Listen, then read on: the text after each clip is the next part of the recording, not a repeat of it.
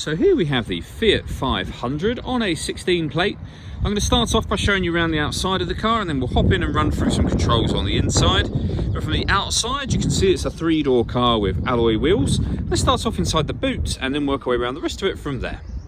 So as we approach the back of the car, you'll see we have reversing sensors, a 50-50 split folding rear seat, and plenty of boot space given the size of the car as well. Okay, so we're just going to work our way back round to the front of the car, and then we'll hop in and run through some controls on the inside. But now that we've done a full circle of it, you can see it's in lovely condition the whole way round. Just briefly before we climb in, I think it's well worth seeing the interior from this exterior point of view. There's plenty to run through on the dashboard, so let's hop in and we'll do that right now. Okay, now that we're inside the car, we're going to start with the dials. The white outer ring is your speedometer. Within that, you then have the rev counter, and in the dead centre, the fuel gauge, the coolant temperature gauge, and the total miles for this car, which are 13,449.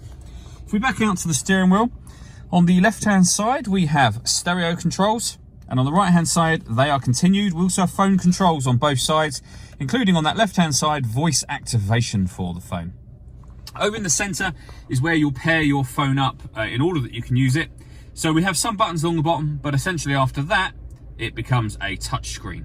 When it comes to music in this car, we have the radio, of course, so AM and FM radio as well as DAB. You can listen to your own music as well. Nothing is connected at the moment, but you can connect up an auxiliary device, a USB device. You can also stream your music wirelessly via Bluetooth audio as well, which you can see just there. Working our way down from that, we have the city buttons. That makes the power steering light, so parking and driving within traffic, that could be quite useful there. Has warning lights, your front and rear fog lights, and then the air conditioning. So you can determine the temperature, fan speed, whether or not you're bringing in fresh air from outside the car or recirculating the air that's in it. That's a great way of heating it up or cooling it down quickly, depending on the temperature you set here.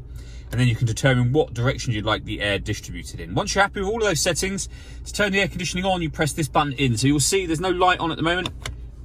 It's now turned on or turned off. We then have passenger and driver electric windows and a 5-speed manual gearbox.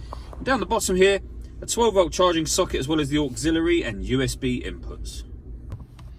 This car also has a glass sunroof. Open up this sun blind. This is a fixed pane of glass, if you like. Ultimately, it's there to let in extra light and make that cabin space feel a bit bigger, which it certainly does very well.